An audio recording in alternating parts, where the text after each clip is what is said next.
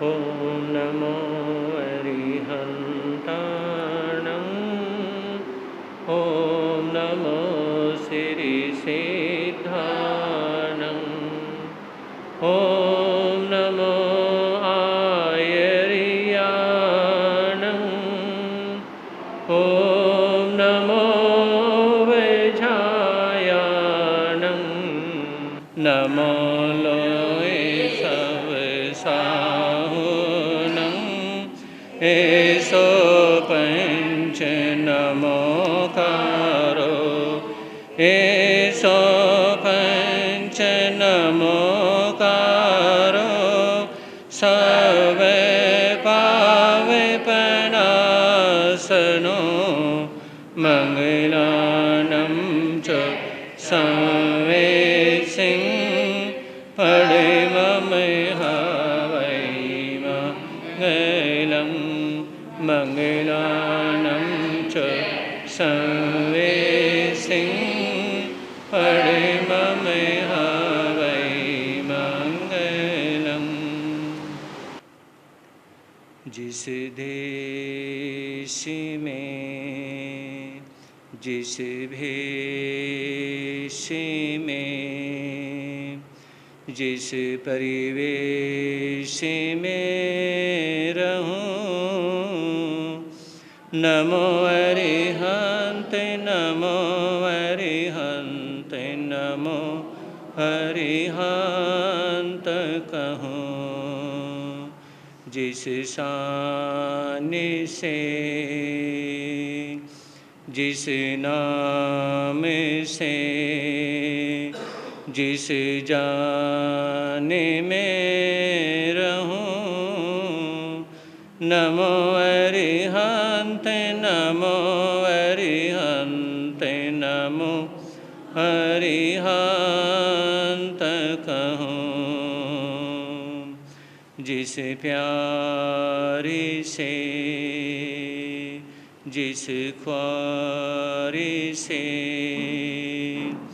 जिस संसार में रहूं, नमो अरिहंत नमो अरिहंत नमो अरिहंत कहूँ।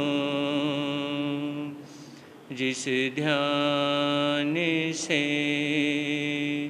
जिस सम्मान से जिस जहान में रहूं, नमो अरिहंत नमो अरिहंत नमो अरिहंत कहूँ। है समय न दे के धार के जिसमें सब बह जाया करते हैं। है समय बड़ा तूफान परवल पर्वत झुक जाया करते हैं। अक्सर दुनिया के लोग समय में चक्कर खाया करते हैं, लेकिन कुछ ऐसे होते जो इतिहास बनाया करते हैं, इतिहास बनाया करते हैं। बिट्टू थोड़ी सी आवाज़ करेंगे, माइक की थोड़ी सी आवाज़ करेंगे। श्रमण भगवान महावीर स्वामी के चरणों में कोटि से वंदन अभिवंदन। पूज्य गुरुदेव के पावन चरणों में असीम आस्था के साथ कोटि से वंदन अभिवंदन। धर्म प्रेमी बंधुओं, सुनेंगे आप लोग, रोते रोते हंसना सीखो, हंसते हंसते रोना। इसके संबंध में बोलने का भाव रहेगा।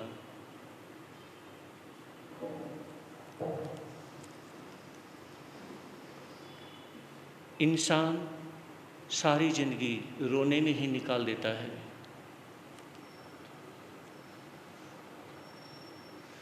जब उसे रोना चाहिए तो उसे रोना नहीं आता, और जब उसे हंसना चाहिए तो उसे हंसना नहीं आता। जिंदगी के अंदर सिर्फ हंसना ही जरूरी नहीं है, जितना ज़्यादा हंसना जरूरी है उससे ज़्यादा रोना जरूरी है। हंसना अपने लिए होता है, रोना दूसरों के लिए होता है। सिर्फ एक मौका दिया है परमात्मा ने हमें कि अगर आपको रोना है ना तो एक बार रोना, एक बार रोने से आपकी ज़िंदगी स्टैंड हो जाएगी। अगर उस समय आप नहीं रोए ना तो क्या होगा, आप जिंदगी भर के लिए बीमार हो जाओगे। पैदा होते ही तो रोना जरूरी होता है। उस समय तो पेरेंट्स, मम्मी पापा, डॉक्टर इत्यादि ज़बरदस्ती उस बच्चे को रुलाने की कोशिश करते हैं कि किसी तरह से ये रोए। उसके जो फेफड़े हैं तो वो यानी कि मजबूत हों। तो हर पेरेंट्स, मम्मी पापा अपने बच्चे को पैदा होते ही रुलाने की कोशिश करते हैं, लेकिन जब तक माँ बाप जीवित हैं अपनी आँखों से कभी अपने बच्चे को रोते हुए देखना नहीं चाहते हैं। जैसे वो दार्शनिक लहजे में ये कहना चाहते हैं कि हमने बस बेटा आपको एक बार इसलिए रुलाया था पैदा करते ही ताकि आप जिंदगी में फिर बीमारी का घर ना बने, इसलिए आपको रुलाया था कि आपके अंदर खून का संचार हो जाए, ऑक्सीजन का संचार हो जाए, इसलिए हमारा रुलाने का भाव था।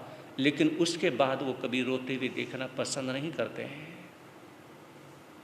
अगर उसमें बच्चा ना रोए तो फिर जिंदगी भर के लिए फिर पेरेंट्स को रोना पड़ता है। तो यहाँ पे है रोते रोते हंसना सीखो और हंसते हंसते रोना।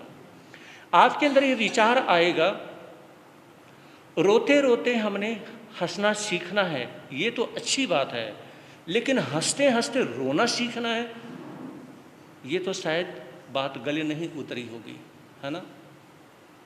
अरे जिंदगी में वैसे ही सारी उम्र कहीं भी हम होते हैं, दुकान पे होते हैं, शोरूम पे होते हैं, कोई नौकरी कर रहे होते हैं, बिजनेस कर रहे होते हैं, कहीं भी होते हैं, घर में होते हैं, बाहर होते हैं, तो उसमें क्या है, रोना धोना ही तो चलता है ना।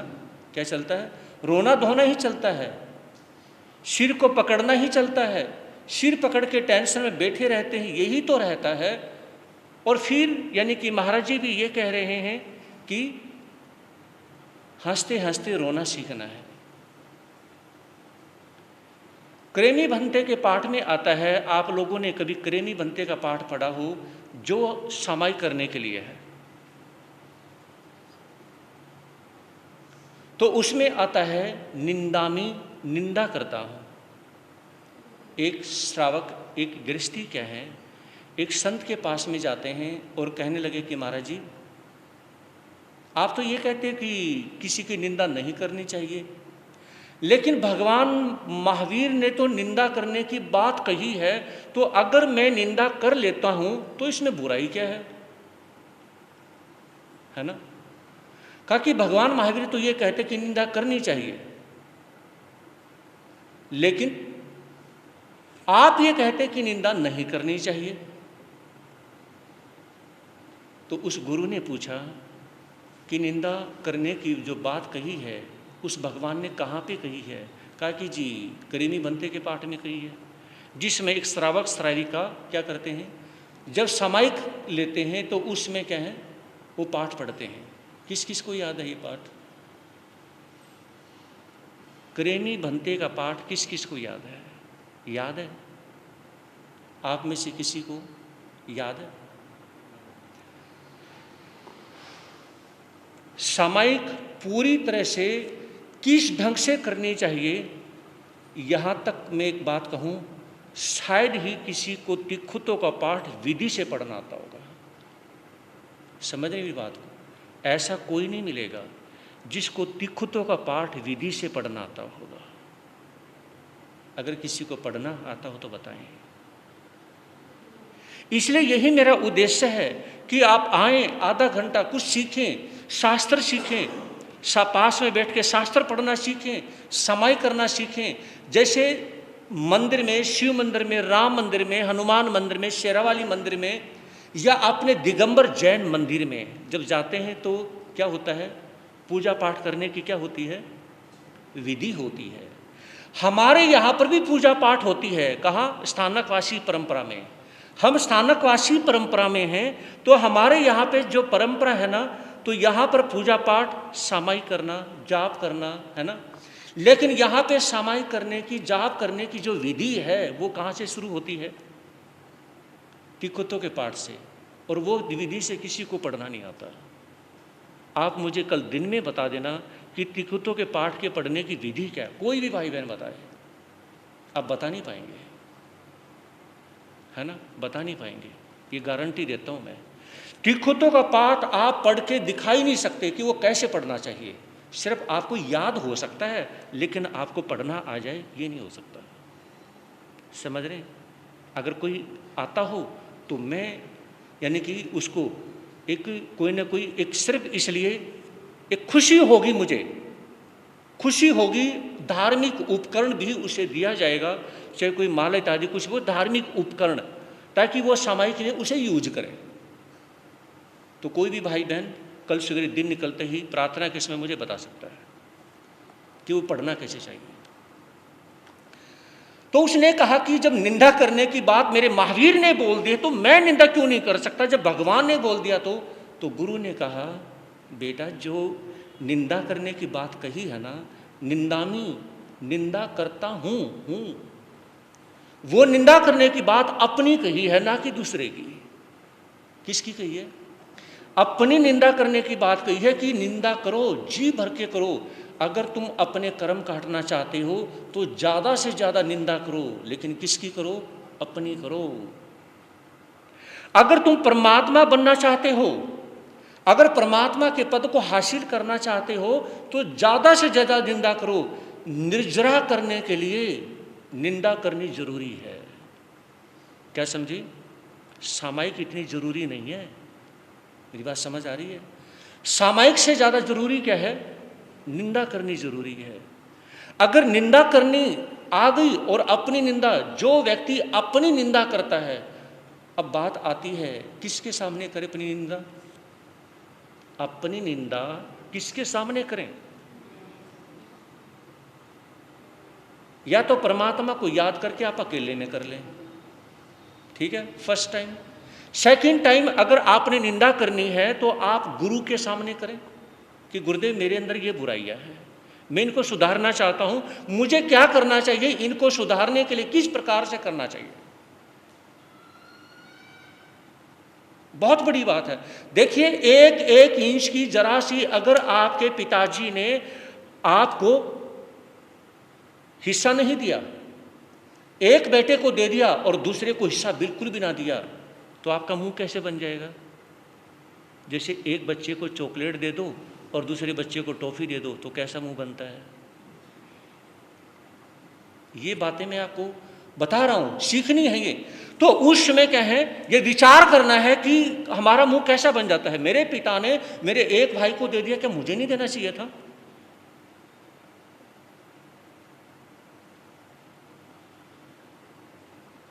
अपना हिस्सा छोड़ना सीखो।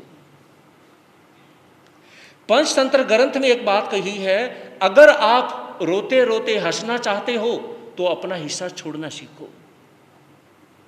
अपना हिस्सा छोड़ना सीखो। अगर आपने अपना हिस्सा नहीं छोड़ा, घर में कोई खाने की चीज आई और अपना हिस्सा नहीं छोड़ा, उसमें लड़ने लग जाते हैं, मुझे दिया नहीं, है ना, मेरी इतनी प्रॉपर्टी है आपने मुझे दिया नहीं।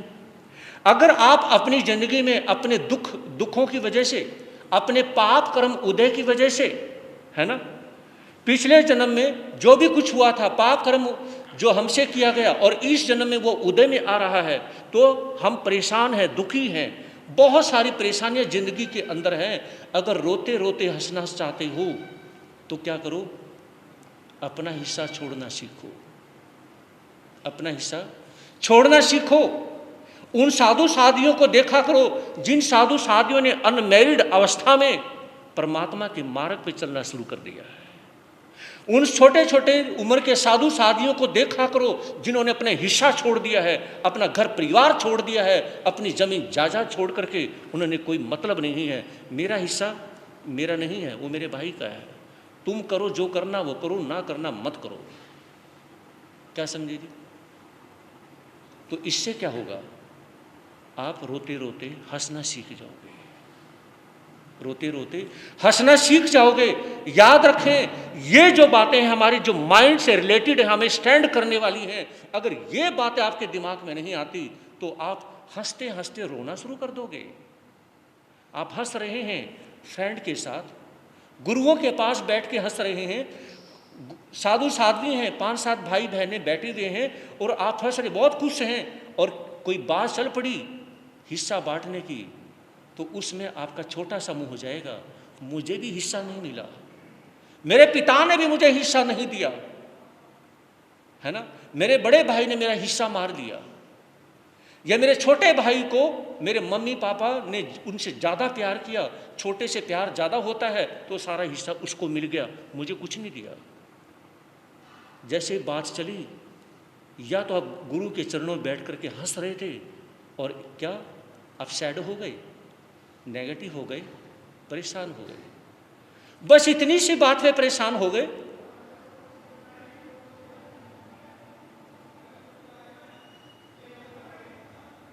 ये विचार हमारे अंदर, सभी के अंदर आना चाहिए।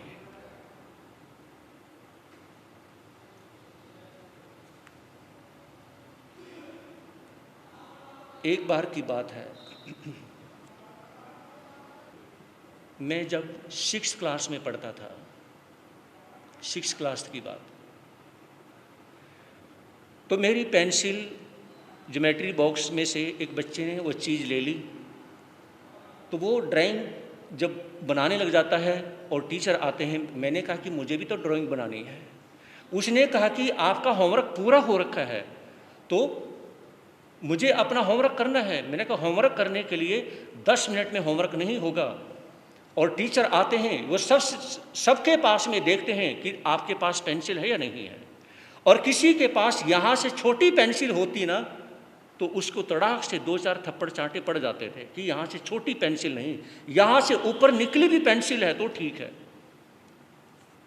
हरकत नहीं करनी। तो उसमें जैसे ही सर पास में आते हैं, कहा कि आपकी पेंसिल ज्योमेट्री बॉक्स कहाँ है? मैंने कहा सर इनका होमवर्क नहीं हुआ था, इन्होंने मुझसे ले लिया, आपने इनको अपना ये ज्योमेट्री बॉक्स दे दिया। मैंने कहा सर मैंने सोचा कि इनका होमवर्क हो नहीं रखा और इनके पास में नहीं है तो मैंने दे दिया। तो कहा कि ठीक है आपने दे दिया, लेकिन ये क्लास का टाइम है, आप आगे पीछे अपनी चीज़ दे सकते हैं, क्लास में आप नहीं दे सकते। क्या कहा? क्लास में अपना ज्योमेट्री बॉक्स या पेन, पेंसिल, शॉर्पनर इत्यादि आप नहीं दे सकते। आप कैसे पढ़ोगे? आप कैसे स्टैंड होगे? आप मेरा होमवर्क कैसे करोगे? अपना वापस लो। उस बच्चे को कहा जब क्लास में आपके पास कुछ है ही नहीं तो क्या पढ़ोगे? आप पढ़ नहीं सकते। मुझे कहा कि आप स्टैंड नहीं हो सकते। देखिए दोनों बातों में कितना फर्क है, और दोनों बातें बहुत बड़ी है। वो बात मुझे आज की याद है, यानी कि बहुत पुरानी बात। तो कहा कि आप पढ़ नहीं सकते जिसके पास अपना ज्योमेट्री बॉक्स नहीं था। मुझे कहा कि आप स्टैंड नहीं हो सकते। मैंने कहा सर कोई ऐसा होता मैं उसको दे देता हूँ। कहा कि बेटा एक बात याद रख, पहले अपने आप को देने लायक बनाओ, अभी तो तुम लेने लायक हो। उस सर ने क्या बात कही? मैं तुझे डांटूंगा नहीं, मारूंगा नहीं। आपने एक बच्चे की हेल्प की है, और अगर मैंने इस टाइम तुझे मार दिया, डांट दिया या गुस्सा कर दिया तो आगे से हेल्प करना भूल जाएगा। बात को समझना है, आगे से हेल्प करना भूल जाएगा। तो बेटा पहले स्टैंड होना सीखो। ये क्लास है, क्लास में पढ़ना है तो पहले स्टैंड होना है।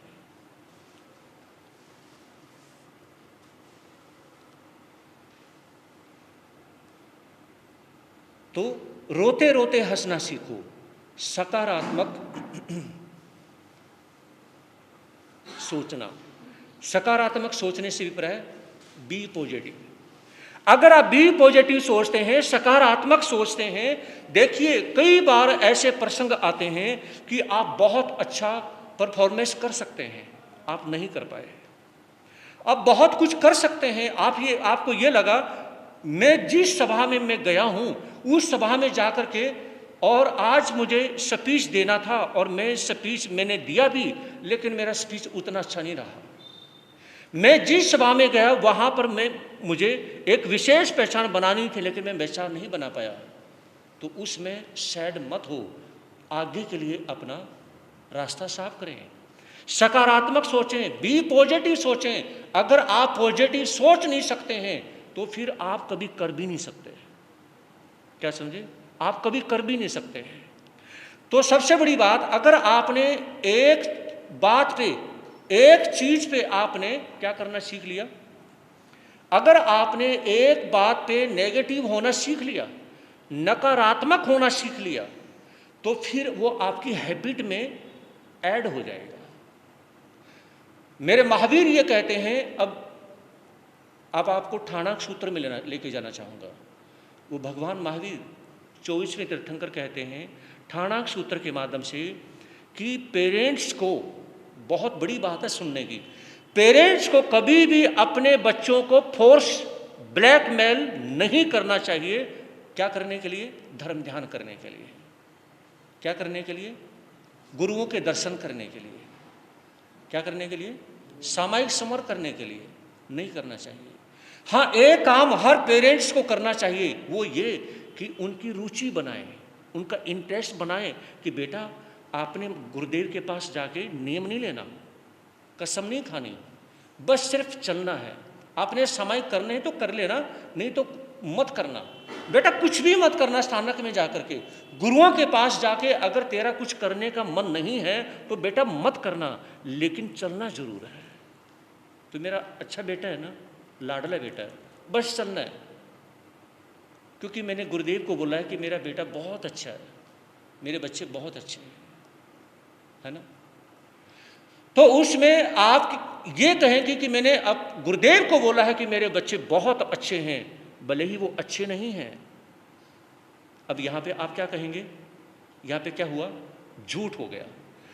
एग्जाम्पल, आप अपने बच्चे से, अपने बेटे से, अपनी बेटी से खुश नहीं हैं, उनकी कुछ 2-4 हरकतें ऐसी हैं या जिस वजह से आपके घर का जो बैलेंस है वो अनबैलेंस होता है, आप खुश नहीं अपने बेटे और बेटी से, फिर भी आपने अपने बेटे और बेटी को धर्म स्थान से जोड़ने के लिए ये कहा कि मैंने गुरुदेव को ये बोला है कि मेरे बच्चे बहुत अच्छे हैं, इसलिए आप उन्हें चले। मैं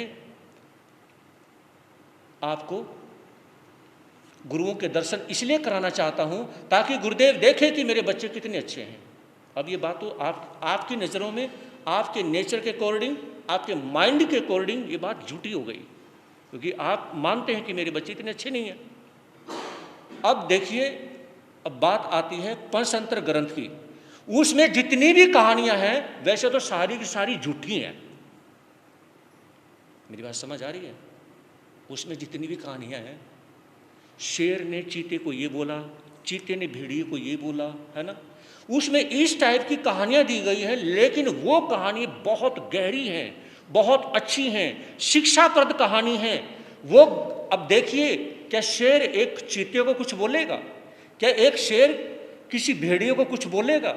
उनकी तो लैंग्वेज ही अलग है, वो क्या बोल रहे हैं, मांसाहारी जीव हैं।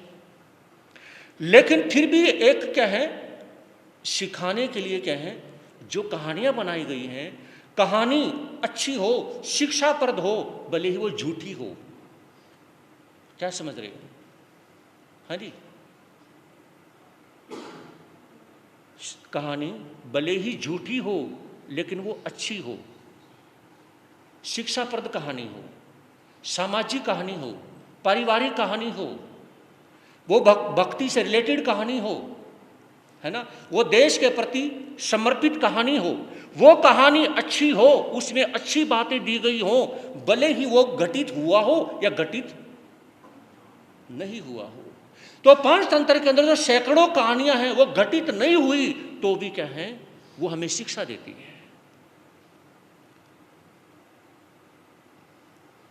वो हमें शिक्षा देती है।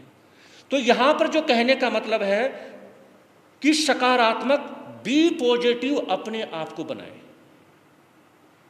जब आप सोने जाते हैं उस समय आप पैड उठाएं और पैड पे लिखें, आज मैंने नेगेटिव क्या सोचा है, क्या सोचा मैंने, किया तो नहीं लेकिन सोच तो लिया ना। आज मैंने पॉजिटिव क्या सोचा है, वो मैंने पॉजिटिव किया भी नहीं।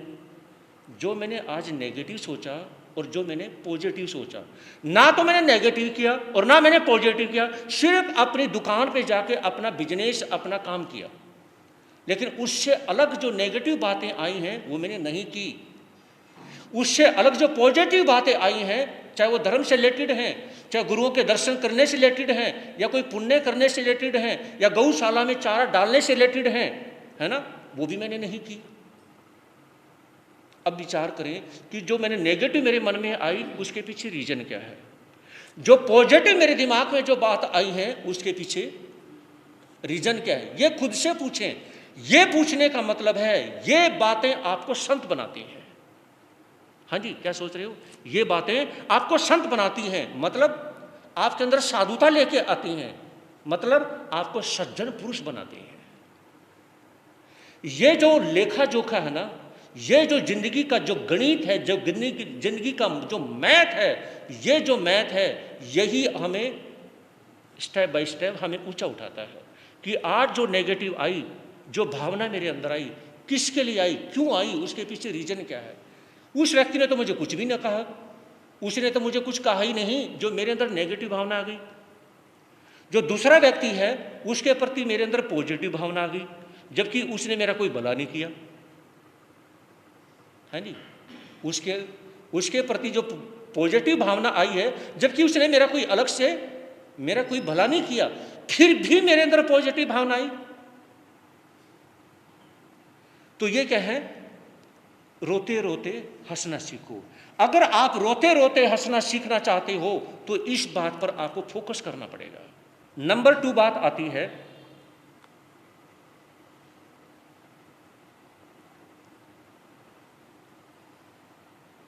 जो आपको मिल गया है, प्राप्त हो चुका है, जो आपको मिल चुका है और जो आपको मिलने के बाद में उसको ये समझो बस ये काफ़ी है और से माफ़ी है।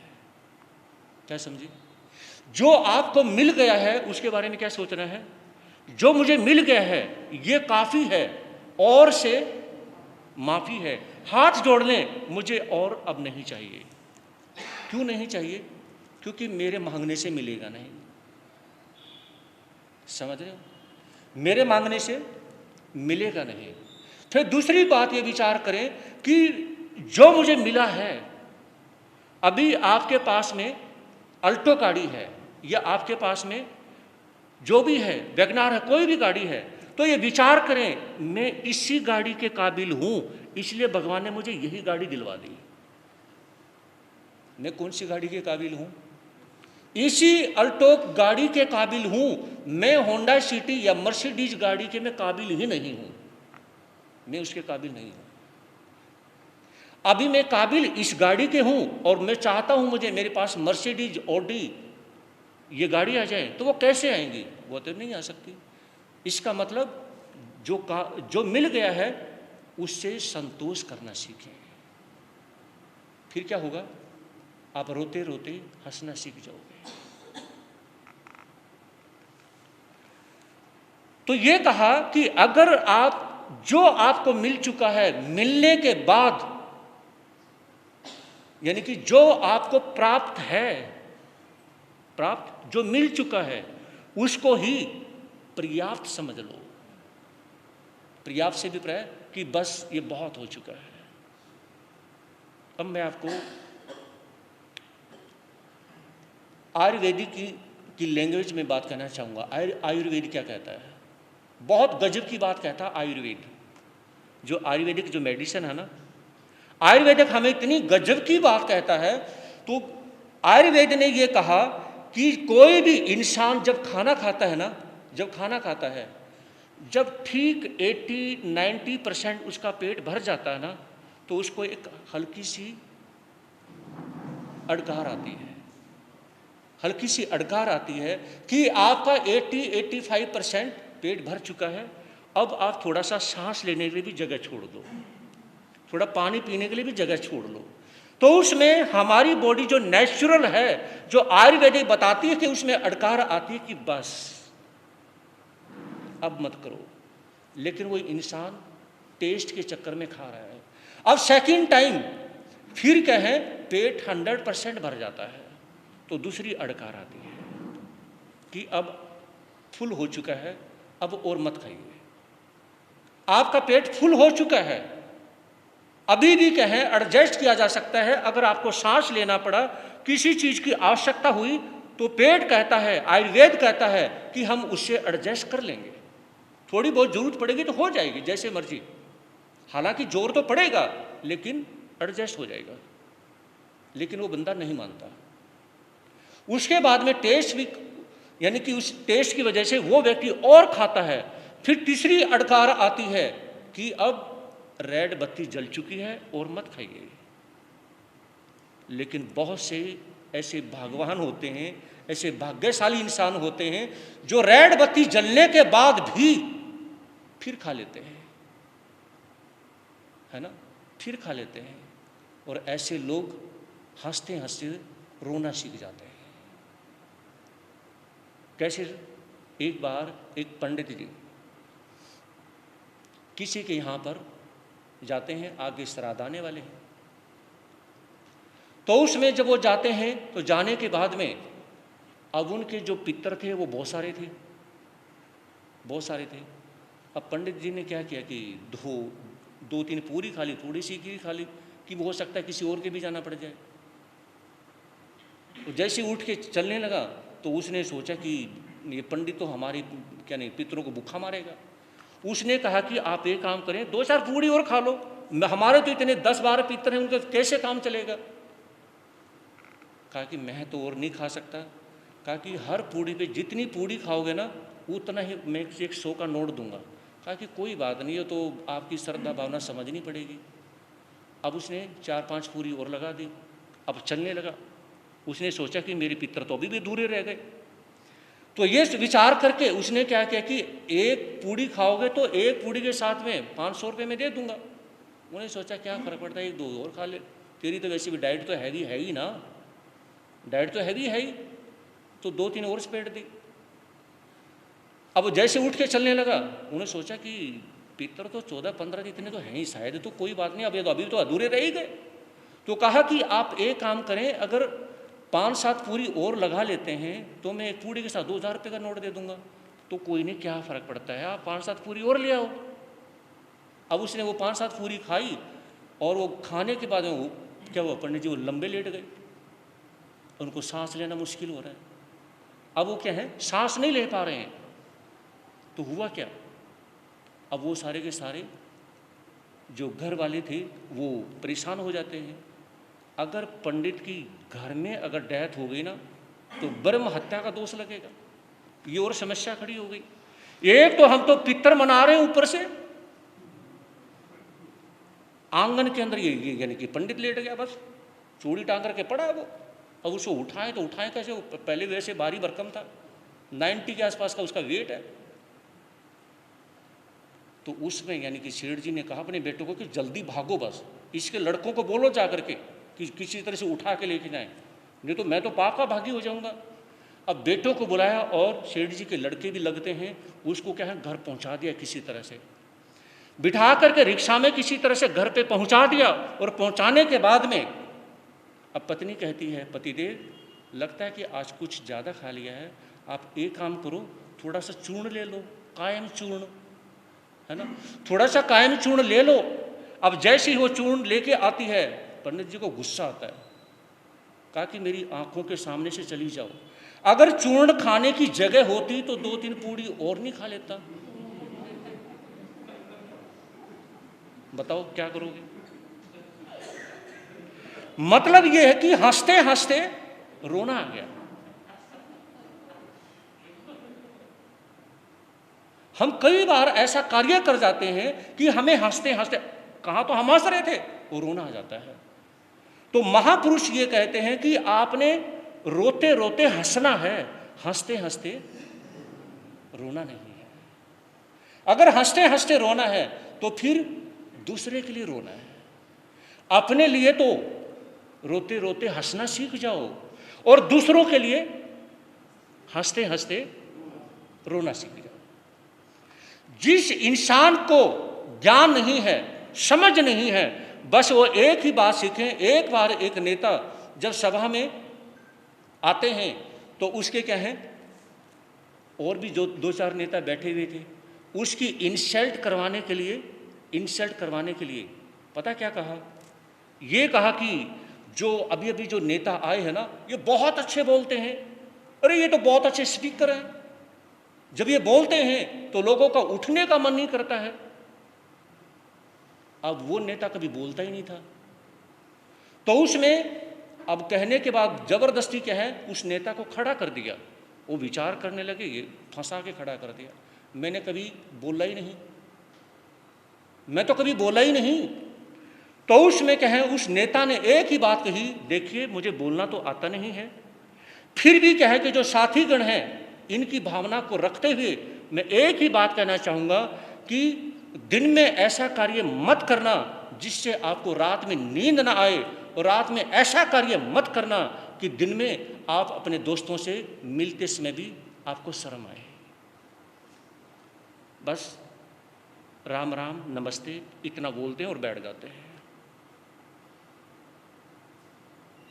तालियों की गड़गड़ाहट होती है। इतना शॉर्ट में और इतना ज़्यादा सब कुछ बोल दिया इस नेता ने, कमाल हो गया। और जिन्होंने खड़ा किया था ना, वो कुछ बोल ही नहीं सकते थे। वो सोच रहे थे कि इनकी इंसल्ट होगी, क्योंकि बोलना तो आएगा नहीं, ये खड़े हो जाएंगे, बोलना आएगा नहीं और उसमें हंसी के पात्र बन जाएंगे। लेकिन उस नेता ने कितनी अच्छी बात कही है। इससे ये हमें यह समझना है कि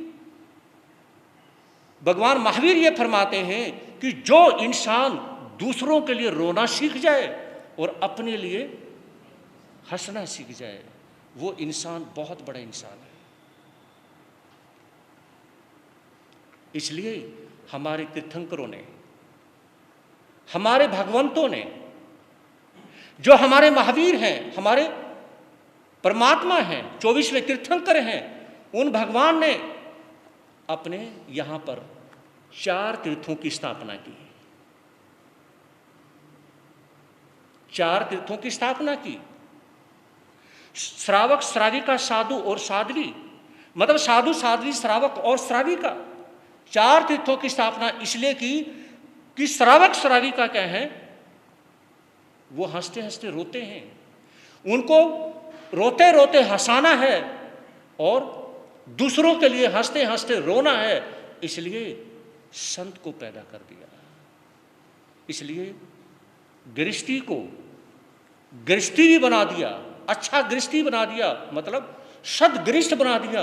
और इसलिए भगवान राम ने, महावीर ने इसलिए एक सदगृहस्थ को संत भी बना दिया कि जो ये संत बने हैं, ये हंसते हंसते किसी दूसरे के लिए रो सकते हैं, ये हंसते हंसते किसी दूसरे के गम को समझ सकते हैं, ये हंसते हंसते दूसरे की पीड़ा को समझेंगे और उसकी पीड़ा बांटने की कोशिश करेंगे। इसलिए उन्होंने एक सदगृहस्थ को दीक्षा देकर के संत बना दिया। और इसलिए सदगृहस्थ जो होते हैं उनको इसलिए कहा कि अभी तुम्हारे अंदर जो क्वालिटी है वो क्या है, हंसते हंसते रोने की है, लेकिन मुझे वो क्वालिटी चाहिए। कौन सी क्वालिटी? मुझे क्वालिटी समाज के अंदर क्वालिटी चाहिए कि समाज के अंदर ऐसे व्यक्ति भी हों, ऐसे शख्स भी हों जो हंसते हंसते किसी के लिए रोना आ जाए। कैसे रोना आ जाए? सुनिए कैसे रोना आता है। एक गांव में एक डेरा था, एक छोटा सा मंदिर था, उसमें एक संत रहते थे। हंसते हंसते रोना कैसे आता है ये बता रहा हूं मैं आपको। वो संत महात्मा जब उस मंदिर में रहते थे, किसी की भी बेटी की शादी होती तो वो जब बेटी उस गांव से जब विदाई लेती ना, तो उस संत को रोना आ जाता था। देखिए आज ये बेटी इस गांव को छोड़ के जा रही है। वो संत आते शादी में, उस बेटी पे सिर पे हाथ रख करके कहती कि बेटी तू हमेशा सुखी रहो, युग युग जो बेटी, हमेशा पतिव्रता रहो। ऐसे आशीर्वाद वो संत किसको देते हैं? उस लड़की को देते हैं जिसकी विदाई होने वाली है, जो अभी पति के साथ जाने वाली है, उसको आशीर्वाद देते। और जैसे ही वो जाती और उसमें वो रोना शुरू कर देते थे, आज मेरे गांव से एक मेरी बेटी की विदाई हो गई। इतना पिता को रोना नहीं आता था जितना उस संत को रोना आता था, है ना। तो एक परिवार में बेटी की शादी थी। अब पिता ने सोचा वो संत महात्मा जरूर आएंगे, उनको कोई मना भी नहीं कर सकते। और दूसरा क्या है कि वो सभी के चहेते हैं। लेकिन मैं नहीं चाहता कि मेरी बेटी की शादी में एक संत रोए, और संत रोए बिना रह नहीं सकते। बड़ी समस्या खड़ी हो गई। हाँ जी, बहुत बड़ी समस्या खड़ी हो गई। संत रोए बिना रह नहीं सकते, और मैं नहीं चाहता कि मेरी बेटी की शादी में एक संत होकर के एक संत रोए, मैं नहीं चाहता, है ना। अब वो पिता क्या सोचते हैं, उस संत के पास मंदिर में ही पहुंच जाते हैं। मंदिर में पहुंचने के बाद में पैर छुए, नमस्कार किया और कहा कि गुरुदेव ये लो 1 रुपया, लेकिन मेरी बेटी की शादी में रोना मत। मैं नहीं चाहता कि मेरी बेटी की शादी में एक संत रोए, ये आप रुपया पकड़ो। अब वो भगवा वस्त्र यानी कि जो संत थे उन्होंने 1 रुपया रख लिया। ठीक है, मैं तेरी बेटी की शादी में आऊंगा नहीं, मैं रोऊंगा नहीं। वो रुपया क्या है, जो कमंडल था उसमें डाल दिया। अब जिस दिन शादी थी, अब उस संत से नहीं रुका गया। अब वो जाते हैं, अब सामने से पिता भी देख रहा है कि मेरी बेटी की शादी में वो संत आ रहे हैं, लेकिन मैं तो इनको बोल के आया था। जैसे ही अभी फेरे हो रहे थे और उसमें होते होते उस संत ने जोर से हुक मार के रोना शुरू कर दिया। कहा कि ये पकड़ अपना रुपया, मैं नहीं रोए बिना रह सकता। बेटी सिर्फ तेरी थोड़ी है, बेटी पूरे गांव की है, बेटी मेरी भी है। तो जब उसने वो रुपया दिया, कहा कि मैं नहीं रह सकता रोए बिना। तो कहने का मतलब क्या है, दूसरे के दुख को अपना दुख समझने वाले, इसलिए मेरे परमात्मा ने गृहस्थी में से ही निकाल करके संत बना दिए। क्या बना दिए? संत बना दिए कि तुम दूसरों का दुख समझ सकते हो। तुम्हारी वजह से और भी दूसरे का दुख समझना सीख जाएंगे, क्योंकि ये दुनिया के लोग हैं, ये जो गृहस्थी के पछड़े में जो पड़े हुए हैं, ये सिर्फ अपने लिए रोना जानते हैं। ये सिर्फ अपने लिए रोना जानते हैं। ये रोते रोते हंस नहीं सकते, ये हंसते हंसते रो तो लेंगे, लेकिन ये रोते रोते हंस नहीं सीखते। तो इसलिए इनको रोते रोते हंसना सिखाने के लिए मैंने तुम्हें तीर्थ की उत्पत्ति दे दी है। मतलब एक दार्शनिक लहजे में मैंने तुम्हें संत इसलिए बनाया है ताकि दुनिया के लोगों को तुम रोते रोते हंसा सको, और खुद हंसते हंसते, बोलते क्यों नहीं, खुद हंसते हंसते रो सको किसी दूसरे के लिए, दुखी के लिए, परेशान के लिए, कोई बीमार के लिए, किसी गरीब व्यक्ति के लिए। जैसे कर्मयोगी भगवान श्री कृष्ण की आंखों में आंसू आ गए जब अपने बचपन के फ्रेंड को, दोस्त को जब गरीबी की हालत में देखा, तो उनके आंखों में आंसू आ गए। इसलिए मेरे परमात्मा ने एक संत को रोना इसलिए सिखा दिया कि बेटा दूसरे के दुख में रोना सीख जाओ, मतलब ज्ञान देना सीख जाओ, मतलब उसको संभालना, उसको समझाना सीख जाओ। अगर तुम समझाना और संभालना सीख गए तो कल के दिन किसी गृहस्थी में से और संत पैदा हो जाएंगे। इसलिए भगवान ने संतों को इसलिए पैदा कर दिया। आदमी जो कहता है, आदमी जो सुनता है, जिंदगी भर वो सदाएं पीछा करती हैं। आदमी जो देता है, आदमी जो लेता है, जिंदगी भर वो दुआएं।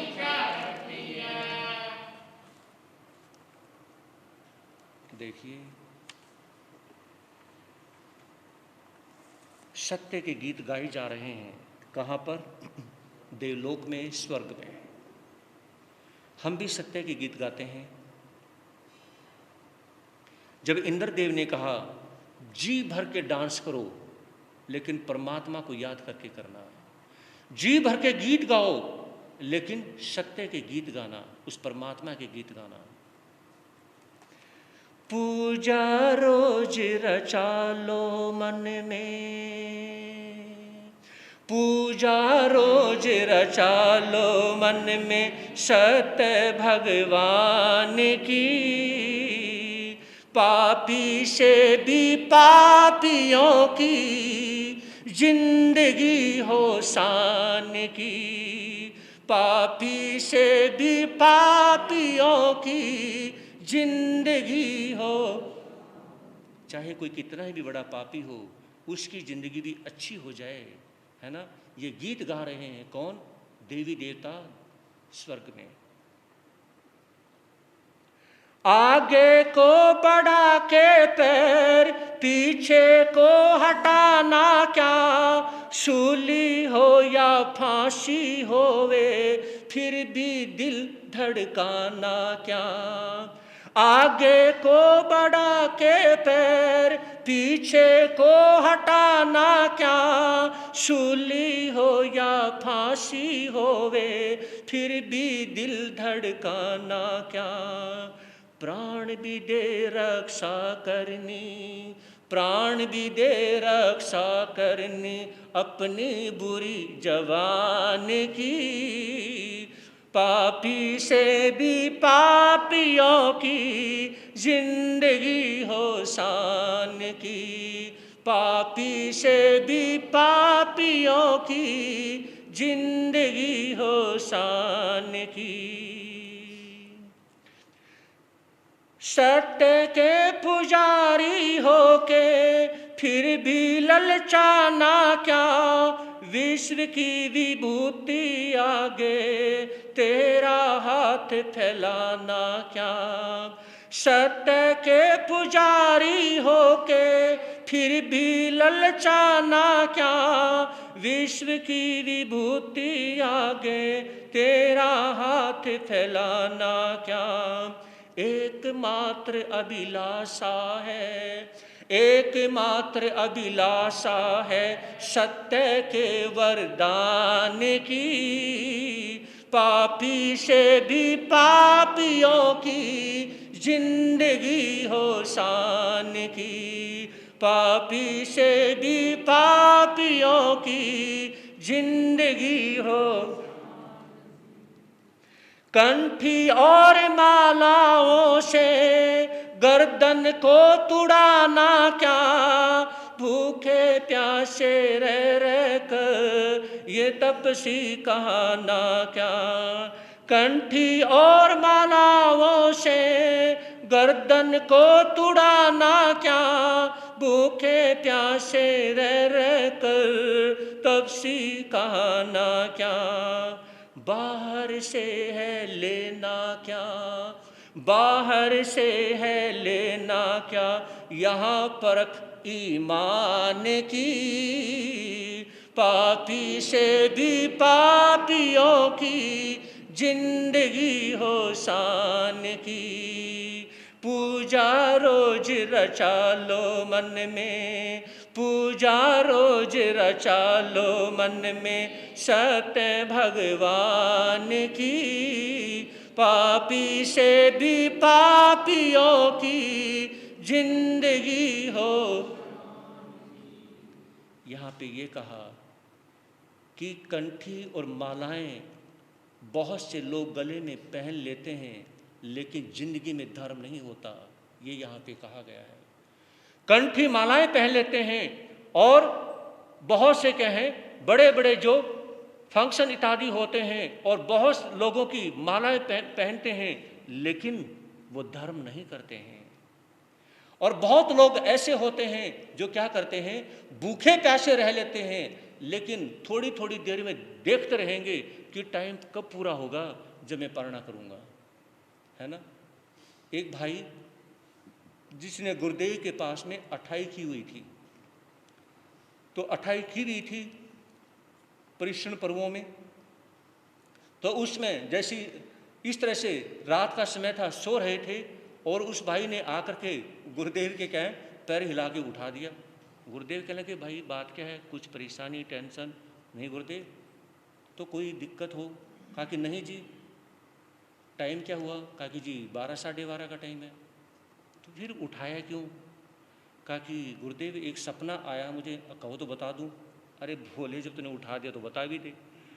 कहा कि मेरी घरवाली टिक्की बना रही है, आलू की टिक्की, और मैं खाए जा रहा हूँ। इसका मतलब क्या है? गुरुदेव ने कहा चिंता ना कर, सवेरे घर पे जाकर अपना पारणा कर लियो, है ना। सवेरे जाके पारणा कर लियो, तेरे बस की ठाई नहीं है। तो जो यानी कि तपस्या करें तो उसमें दिल से तपस्या होती है, श्रद्धा से होती है, तो करने का भाव रखें। सत्य छोड़ नदी नालों में, तीर्थों में मारा फिरा, वासना का मेघ घन घोर चारों ओर से घिरा। सत्य छोड़ नदी नालों में, तीर्थों में मारा फिरा, वासना का मेघ घन घोर चारों ओर से घिरा। मिथ्या भ्रमण में फंस आत्मा हैरान की, पापी से भी पापियों की जिंदगी हो। सत्य की चमक चांद तेज सूर्य दिखलाता है, सत्य के प्रभाव से अमर विश्व झुक जाता है। सत्य की चमक चांद तेज सूर्य दिखलाता है, सत्य के प्रभाव से अमर विश्व झुक जाता है। सत्य के सहारे धुरा जमी आसमान की, पापी से भी पापियों की जिंदगी हो शान की। पूजा रोज रचा लो मन में सत्य भगवान की, पापी से भी पापियों की जिंदगी हो शान की। बोलिए श्री भगवान महावीर स्वामी की जय।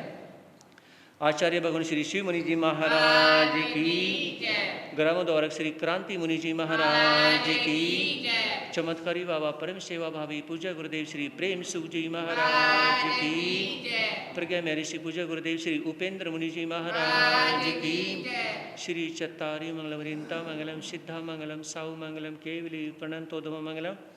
चतारी लोगतमा रियंता लोगतमा सिद्धा लोगतमा साव लोगतमा केवली प्रणंतोधम लोगतमा।